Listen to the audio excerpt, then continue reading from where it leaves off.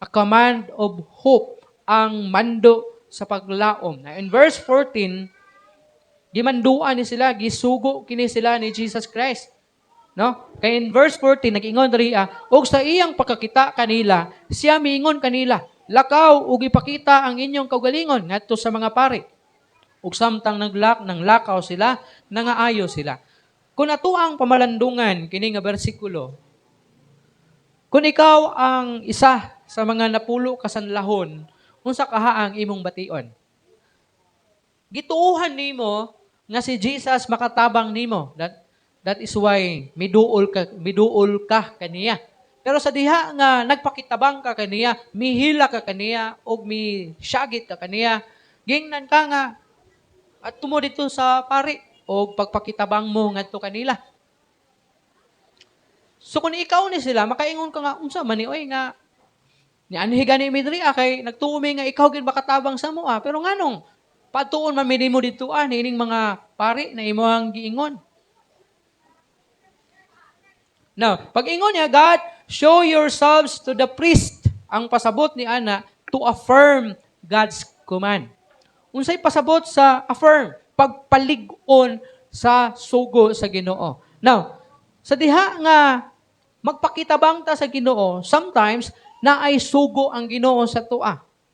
Ug diha sa pagtuman sa sugo, diha mapamatud-an na ikaw sincero sa imuhang pagpakitabang sa Ginoo. For example, niadto ka sa usa ka tawo nga sa pagtuo nimo makatabang sa imuha. Pero instead na tabangan ka, gitagaan ka og task. O kini nga task, kinahanglan nga imong buhaton. Pero tungod kay wala ka mituman, posible ang hunahuna sa mao nga tao nga naghatag nimo og task, dili ka sincero sa imong gipangayo sa iyaha. For example, imong anak na lang. Sa diha nga nag-eskwela imong anak, naa siya gipangayo. Nangayo siguro siya og laptop kay college na siya. Og ningon ka sa imong anak, sige, palitan ka namo sa imong mama or papa og laptop. Sa usa ka kondisyon. Basta, dako imong grado. Unya, magtarong kag eskwela. Focus sa eskwela. So, tagaan ni mong tagal. Ingon ka nga, December na lang. Palitan ta ka sa December. Basta, sa usa ka kondisyon, taas imong grado, unya wala ka gabinuang sa imong pag-eskwela. Tuod man, nidagan ang panahon. Kamo nga ginikanan, ikaw nga ginikanan, nagtigom. Kay mahal gyud ang laptop baya. So tigom gyud muna. Naghalo ang sipon og singot sa pagpaningkamot kay para lang gyud mapalitan taon og laptop ang imong anak. Kay nagtuo ka na maningkamot. Pag abot sa December, pag pangayo na sa iyang grado, mga gagmay man og grado nya daghang kag nadungog na mga istorya nga, Mrs., kanay imong anak, wa man magtarong eskwela. Gakat-kat man na diha sa pader. Murag nahitabo sa anak dungkoy siguro, no? Murag inana ba? Asa naman tong bata to? So, karon, suko kay ka. Tungod sa imong kasuko, wa gid nimo palita. Kay, wa gid nimo gipalitan sa laptop ang maong anak nimo tungod sa kasabutan ninyo. Na kung magtarong kag eskwela, palitan ka. Pero pag di ka magtarong eskwela, dili ka palitan. Sometimes, sinani ang buhaton sa Ginoo sa tua. Sa diha nga mudol ta sa iyaha, magpakitabang ta kaniya, na ay sugo ang Ginoo sa imuha. Ang pangutana, andam ka ba nga muadto? Tanawa kining napulo ka sanlahon. Sa diha nga giingnan sila, nga lakaw kamo ngadto sa mga pari ug ipakita ang inyong kaugalingon ngadto kanila.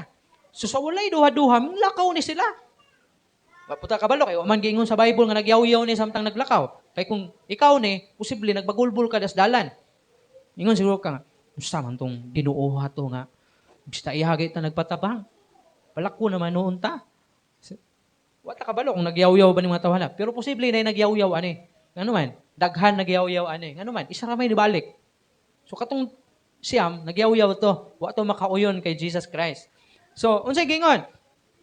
Milakaw sila to affirm God's command. So ang mando ni Jesus Christ na ipakita ilang kaugalingon ngadto sa usa ka pari para lang mapalig-on og mapamatud-an nga sila andam sa pagtuman sa sugo sa Ginoo ngadto kanila. Ikaduha, to testify to the priest that God or that Jesus is God. Gipaadto ni sila ngadto sa pari para masultihan. Ha? Masultian ang pari, mapahibalo ang pari nga si Jesus usa ka Dios. Siyempre, kung nilahusto sila, kaya napulo, milakaw.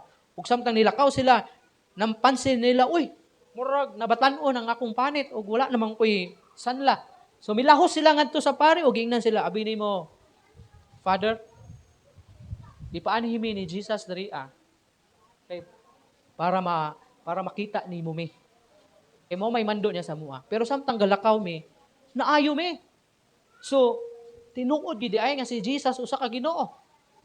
Mo ni gusto nga mensahe ni Jesus Christ nganong giingnan sila nga adto mo didto para ipa-prove sa ilaha that Jesus is Lord. Jesus is God. Nga mao'y nag-ayo kanila. And then another one, to test the faith of the lepers.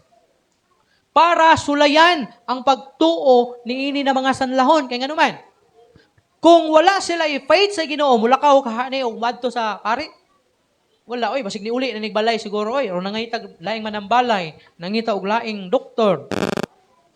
No? Pero tungod kay may faith ni sila, milakaw sila o miadto sa maong pari.